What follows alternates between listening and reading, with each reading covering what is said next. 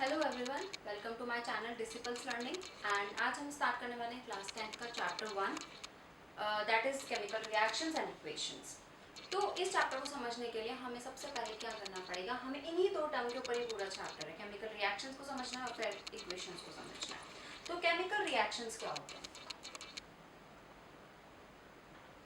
What is chemical reactions? So chemical reactions are the process. Chemical reaction is a process in which a new substance is formed with a new properties. So chemical reaction is a process in which new substance is formed with a new property. New property के साथ में वो बनेगा with a new property. अब एक example लेते हैं, ऐसे ही नॉर्मल एग्जाम्पल है। Suppose A plus B gives A B.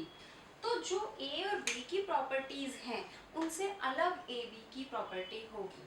तो हम ये नहीं कह सकते कि ए की प्रॉपर्टी ए बी के जैसी है या बी की प्रॉपर्टी ए बी के जैसी है। इसकी प्रॉपर्टी बिल्कुल अलग होगी।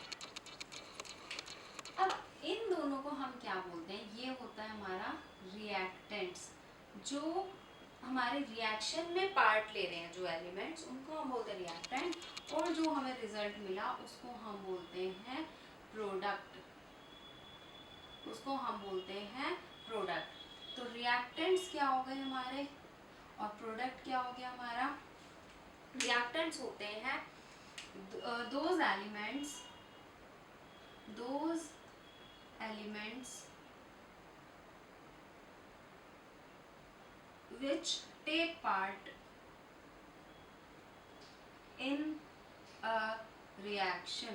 जो एक रिएक्शन में जो एलिमेंट्स पार्ट ले रहे हैं उनको हम बोलते हैं रिएक्टेंट्स, या फिर जो सब्सटेंस बोल सकते हैं, एलिमेंट्स बोल सकते हैं, सब्सटेंस बोल सकते हैं। जो भी सब्सटेंस रिएक्शन में पार्ट लेगा, या यहाँ पे सब्सटेंस ही लिखते हैं क्योंकि सब्सटेंस क्या होता है, हम क्योंकि बहुत सारी चीज़ें होती हैं, ठीक है, सिर्फ एलिमेंट्स ही नहीं। दो substances which take part in a reaction। Product क्या होता है? the result of reaction।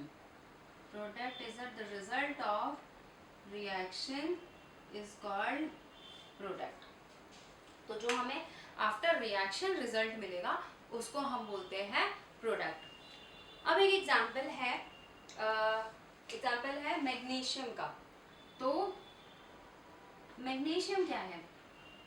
Magnesium को जब हम हीट करते हैं या हम बर्न करते हैं in the presence of oxygen, oxygen तो हमें एयर से ही मिल जाएगी, तो वो हमें क्या देता है? उस इन दोनों के रिएक्शन से जो प्रोडक्ट आएगा वो आएगा मैग्नीशियम ऑक्साइड। इसको हम बोलेंगे मैग्नीशियम ऑक्साइड। ये होता है रिबन की फॉर्म में होता है। मैग्नीशियम जो हम लेते हैं वो रिबन की फॉर्म में होता है और इसका कलर होता है सिल्वर वाइट कलर। ये सिल्वर वाइट कलर का होता है, ठीक है। ऑक्सीजन हमें कहाँ से मिल रही है? एयर से मिल रही है ऑक्सीजन। तो अब उसको हम जब इसको हीट कर रहे हैं, ऑक्सीजन के प्रेजेंस में मैग्नीशियम को हीट कर रहे हैं, तो हमें क्या मिल जाता है? Magnesium oxide. और किस फॉर्म में मिलता है? ये हमें मिलता है वाइट पाउडर की फॉर्म में। ये हमेशा हमें वाइट पाउडर की फॉर्म में मिलेगा। अब देखो, केमिस्ट्री पढ़ रहे हैं या हम बायो पढ़े या हम फिजिक्स पढ़े, तो क्या होगा? हमने ये देखा है कि जो भी चीज़ हम फिजिक्स में या केमिस्ट्री में या बायो में पढ़ रहे हैं वो सब हमारे कहीं ना कहीं रियल लाइफ में एग्जिस्ट कर रहे हैं। तभी तो वो सब चीज़ें डिस्कवर हुई, इन्वेंट हुई, कहीं ना कहीं हमारी रियल लाइफ में एग्जिस्ट कर रही हैं। तो ऐसे जो ये केमिकल रिएक्शंस हो रही हैं, ऐसे तो नहीं हो रही कोई, हम डेली लाइफ में भी इजीली हमें देखने को मिल जाएगी केमिकल रिएक्शंस, अपने घर में देखने के लिए मिल जाएंगी, एनवायरनमेंट में देखने के लिए मिल जाएंगी। तो कुछ एग्जांपल्स लिखते हैं, कुछ एग्जांपल्स आप मुझे कमेंट सेक्शन में बताएंगे। तो कुछ एग्जांपल्स हैं हमारे डेली लाइफ से ऑफ केमिकल रिएक्शंस। तो first example of chemical reaction is formation of curd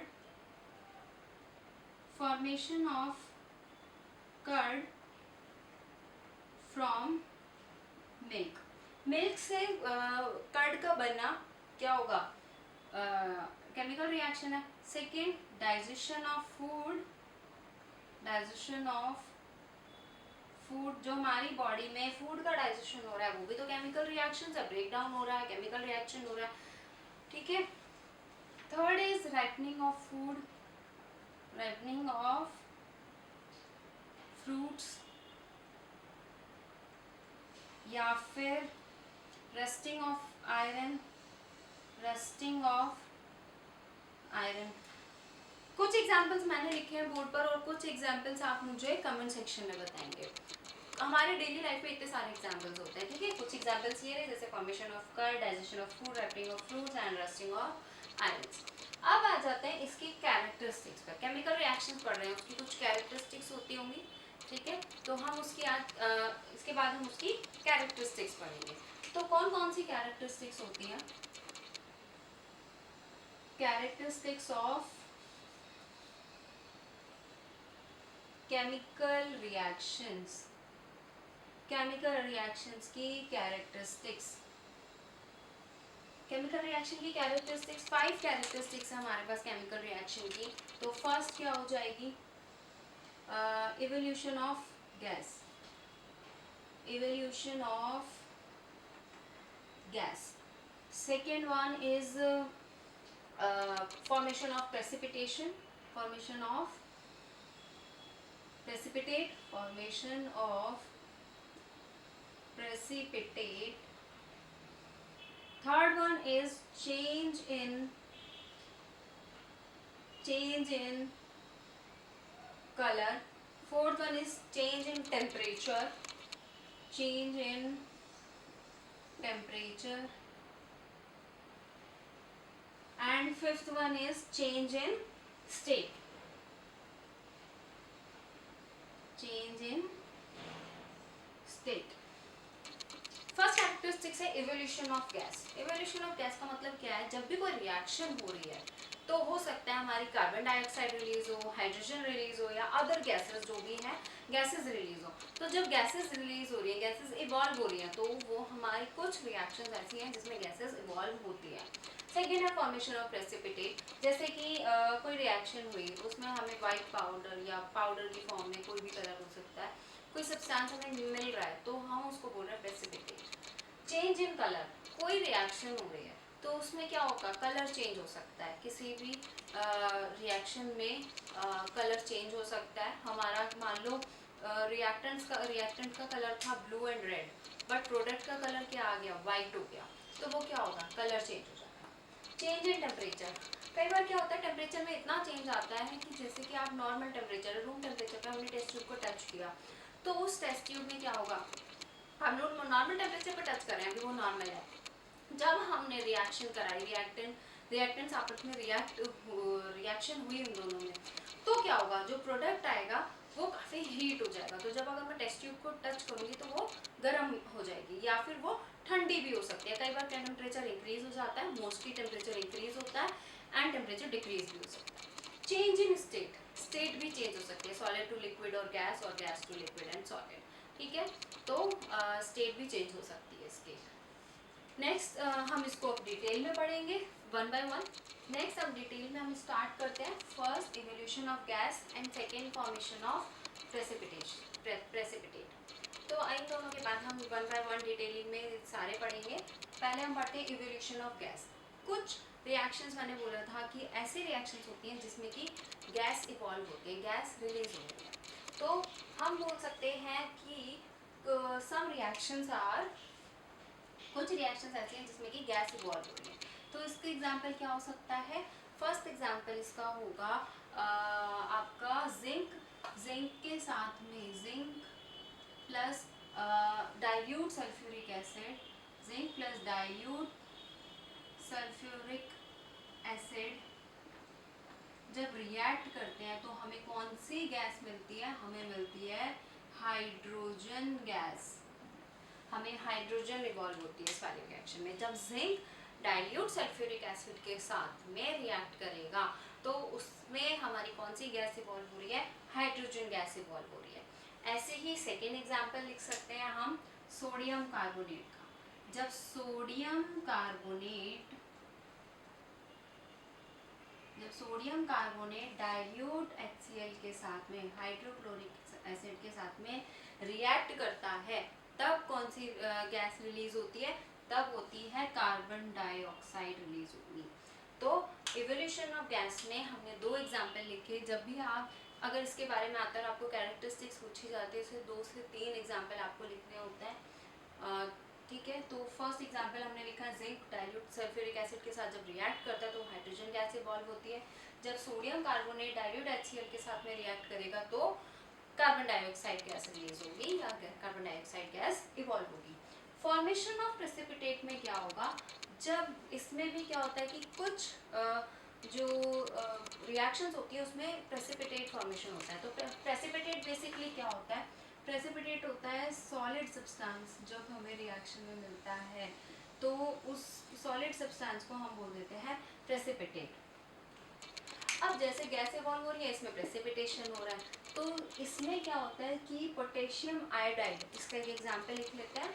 potassium iodide जब रिएक्ट करता है, पोटेशियम आयोडाइड जब लेड नाइट्रेट के साथ में रिएक्ट करता है, लेड नाइट्रेट के साथ रिएक्शन होगा इन दोनों का, तो हमें येलो कलर का प्रेसिपिटेशन मिलेगा, येलो कलर का प्रेसिपिटेशन होगा। और तो इसके ये 2 एग्जाम्पल हो गए। हमने डिटेलिंग में हमें ज़्यादा बस यही पढ़ना है क्योंकि कैरेक्टरिस्टिक्स हैं, हम एग्जाम्पल लेके उसको समझ सकते हैं। तो इवोल्यूशन ऑफ गैस में ये है जिसमें कि जिंक सल्फ्यूरिक एसिड के साथ सोडियम कार्बोनेट HCl के साथ है, इसमें हाइड्रोजन और इसमें कार्बन डाइऑक्साइड रिलीज हो रही है। इसमें पोटेशियम आयोडाइड लेड नाइट्रेट के साथ में रिएक्ट करेगा and gives yellow colour precipitation और येलो कलर सॉलिड सब्सटेंस। इसके बाद हमें पढ़ना है इसकी third characteristics, change in colour. अब हमें पढ़ना है change in colour, temperature and state, ठीक है। तो चेंज इन कलर में क्या होता है, अभी हमने पढ़ा कि कुछ रिएक्शंस ऐसी होती हैं जिसमें कि कलर चेंज हो रहा है, ठीक है। तो वो रिएक्शन कौन कौन सी होंगी जिसमें कलर चेंज होगा, citric acid with potassium permanganate, violet colour का होता है। तो जब सिट्रिक एसिड का, ये एग्जाम्पल लिख रहे हैं हम, ठीक है। फर्स्ट एग्जाम्पल है जब सिट्रिक एसिड पर्पल कलर के पोटेशियम परमैंगनेट से, पोटेशियम परमैंगनेट जब इन दोनों का रिएक्शन होता है तो जो ये पर्पल कलर का पोटेशियम परमैंगनेट है ये चेंज हो जाता है कलरलेस में, ये कलरलेस सॉल्यूशन हमें मिलता है इन दोनों के रिएक्शन से। जब सिट्रिक एसिड पोटेशियम परमैंगनेट के साथ में रिएक्ट करता है तो हमें कलरलेस सॉल्यूशन मिलता है। सेकेंड एग्जाम्पल है हमारा सल्फर डाइऑक्साइड।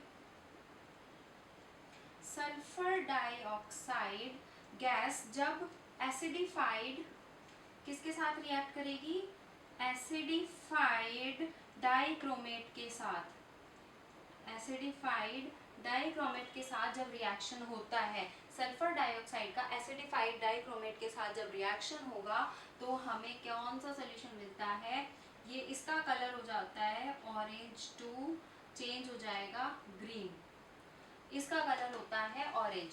जो एसिडिफाइड डाइक्रोमेट होता है उसका कलर है ऑरेंज, वो ऑरेंज टू ग्रीन चेंज हो रहा है। यहाँ पर पर्पल टू कलरलेस हो रहा है, ठीक है। ये इसके 2 एग्जाम्पल हो गए। अब आ जाता है चेंज इन टेम्परेचर में। चेंज इन टेम्परेचर में क्या होता है, जो क्विक क्लाइम होगा, टेम्परेचर इंक्रीज भी हो सकता है डिक्रीज भी हो सकता है, बट ज़्यादातर इक्वेशंस में जो टेम्परेचर होता है वो इंक्रीज होता है। तो इसका फर्स्ट एग्जाम्पल हो जाएगा quick climb. Quick climb when react with water तो टेम्परेचर क्या हो जाता है, इंक्रीज हो जाता है। सेकेंड एग्जाम्पल है जब जिंक ग्रैन्यूल्स रिएक्ट करते हैं डाइल्यूट H2SO4 सल्फ्यूरिक एसिड के साथ में, डाइल्यूट सल्फ्यूरिक एसिड के साथ में जब जिंक ग्रैन्यूल रिएक्ट करेंगे तब भी क्या होगा, टेम्परेचर इंक्रीज हो जाएगा। तो दोनों ही केसेस में क्या हो रहा है, टेम्परेचर इंक्रीज हो रहा है। मैंने बोला था कि ज़्यादातर इक्वेशंस जो होती हैं उनमें टेम्परेचर इंक्रीज होता है, बहुत कम रिएक्शंस ऐसी होंगी जिसमें कि टेम्परेचर डिक्रीज हो सकता है। तो क्या आप मुझे बता सकते हैं, कमेंट सेक्शन में बताइएगा कि क्या कुछ रिएक्शंस में टेम्परेचर डिक्रीज भी हो रहा है, और अगर हाँ तो वो रिएक्शन मुझे बताइएगा, अगर नहीं तो आप कमेंट सेक्शन में ये भी बता सकते हैं। अब आ जाता है change in state. Change in state का एक एग्जांपल है, यहाँ पे तो हमने काफ़ी साइंटिफिक टर्म्स यूज़ किए हैं, बट चेंज इन स्टेट का एग्जांपल तो बहुत इजी हमारी डेली लाइफ से यूज़ होता है। हम कैंडल्स बर्न करते हैं, जब कैंडल्स हम जला रहे हैं तो कैंडल्स में क्या हो रहा है, उसका वैक्स क्या हो रहा है, मेल्ट हो रहा है कैंडल में। कैंडल जो होती है वो क्या होती है, सॉलिड है, कैंडल सॉलिड है। जब हम उसको बर्न कर रहे हैं, इसको बर्न करने पर हमें क्या मिलेगा, ये वैक्स क्या हो जाएगी, मेल्ट होना स्टार्ट हो जाएगी। जब वैक्स मेल्ट, जब उसकी कैंडल की वैक्स मेल्ट हो रही है तो वो किस में चेंज हो गई, लिक्विड में चेंज हो गई। और जब वो हीट होती रहेगी होती रहेगी होती रहेगी तो वो किस में चेंज हो जाती है, इवेंचुअली वो गैस में चेंज हो जाती है। तो ये एक एग्जांपल बहुत डेली लाइफ से बहुत सिंपल एग्जांपल है, जिसमें कि चेंज इन स्टेट में कैंडल वैक्स बर्न हो रही है, वैक्स मेल्ट हो रहा है और लिक्विड बन रहा है, लिक्विड से वो जब बर्न होते जा रहा है तो वो गैस में चेंज हो जाता है। तो ये आज हमने क्या क्या पढ़ा, हमने इस केमिकल रिएक्शन एंड इक्वेशंस में हमने केमिकल रिएक्शन का थोड़ा सा इंट्रोडक्शन, उसके बाद अभी हम इक्वेशन वाले पार्ट पर नहीं आए हैं, अभी हम स्टार्ट करेंगे। आज हमने केमिकल रिएक्शन क्या होती है, रिएक्टेंट्स क्या होते हैं, प्रोडक्ट्स क्या होते हैं, उसका एक एग्जाम्पल देखा मैग्नीशियम वाला। फिर उसके बाद हमने इसकी कैरेक्टरिस्टिक देखी जिसमें इवोल्यूशन ऑफ गैस था, फॉर्मेशन ऑफ प्रेसिपिटेशन था, प्रेसिपिटेट था, change in colour, temperature and state. ये सब क्या हो रहा है, इसमें जब ये हमारी पांचों कैरेक्टरिस्टिक्स हो गई, जिसको कि हमने थोड़ा डिटेलिंग में भी पढ़ लिया। कुछ डिटेलिंग में इतना तो नहीं है, बस हमें रिएक्शन से लर्न करने की ज़रूरत पड़ेगी। अगर कोई भी डाउट है तो आप मुझे कमेंट सेक्शन में बता सकते हैं, और जो जो मैंने थोड़ा क्वेश्चन पूछा आप उसके आंसर्स कमेंट सेक्शन में दे सकते हैं।